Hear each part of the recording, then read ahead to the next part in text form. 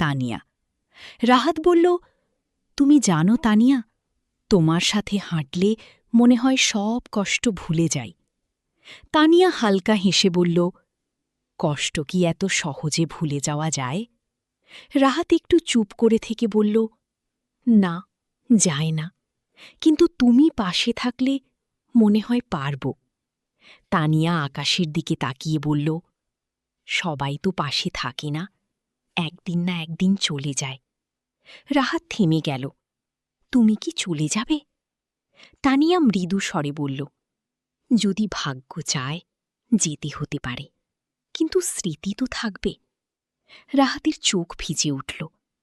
আমি স্মৃতি না, তোমাকেই চাই। তানিয়া এবার তার দিকে তাকাল। সব চাওয়া কি পূরণ হয়? হাওয়া একটু জোরে বইতে লাগল, গাছের পাতা শব্দ করল। রাহাত বলল, আমি অপেক্ষা করব, যতদিন লাগে। তানিয়া ধীরে বলল, তাহলে আমিও চেষ্টা করব না হারিয়ে যেতে।